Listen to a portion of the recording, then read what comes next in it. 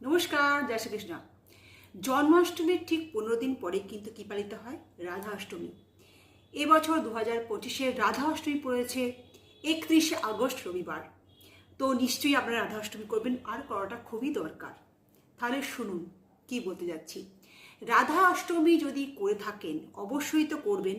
রাধা অষ্টমী যদি করেন একবার, বছরে একবার যদি রাধা অষ্টমীটা করতে পারেন, তাহলে কিন্তু 1 লক্ষ একাদশীর ব্রত পালন হয়ে যাবে।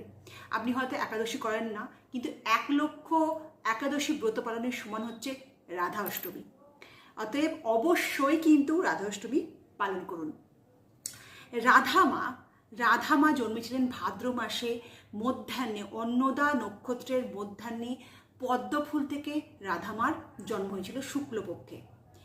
তো এই রাধা মা যে এই অষ্টমীটা যে করবে, মানে কি যে ফল পাবে আমি বলে বোঝাতে পারবো না। তো ভাদ্র মাসের শুক্লপক্ষের অন্নদা নক্ষত্রের মধ্যাহ্নে কিন্তু জন্ম হয়েছিল রাধামার।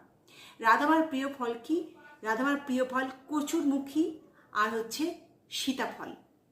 এই দুটো ফল কিন্তু ভীষণ প্রিয় রাধামার। রাধামাকে অবশ্যই অর্পণ করবেন একটি পদ্ম ফুল, এবং সঙ্গে কিন্তু কৃষ্ণকে অর্পণ করতে ভুলবেন না তুলসী পাতা। অবশ্যই কিন্তু মনে করে এটা অর্পণ করবেন, এবং রাধামার নাম করে রাধে রাধে বললেই কিন্তু হবে। শুধু রাধে রাধে জপে যান, সেই জিনিস কৃষ্ণের কানে পৌঁছাবে এবং কৃষ্ণ আপনার মনের সমস্ত কিন্তু ইচ্ছা পূরণ করে দেবে। এবং আরেকটি মন্ত্র অবশ্যই কিন্তু সারাদিনের মধ্যে পাঠ করবেন। আমি মন্ত্র বলার আগে রাধা অষ্টমীর অ্যাকচুয়াল সময় কখন, শুভ সময়, পুজোর সময়টা বলে দিই। রাধা অষ্টমীর পুজোর সময় হচ্ছে রবিবার 11টা 5 থেকে দুপুর 2টো 38 পর্যন্ত শুভ সময়।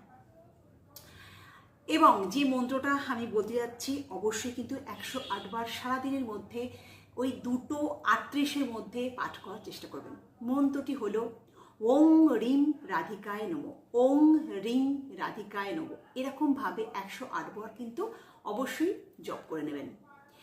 তো আমার মনে হয় ভিডিওটি ভীষণই কার্যকর, খুব ভালো লেগেছে। তো যারা জানে না তাদেরকে বেশি বেশি করে শেয়ার করুন, লাইক কমেন্ট করতে কিন্তু একেবারেই ভুলবেন না। রাধা অষ্টমী নিশ্চয়ই পালন করবেন। ভালো থাকবেন, সুস্থ থাকবেন, শান্তিতে থাকবেন। নমস্কার।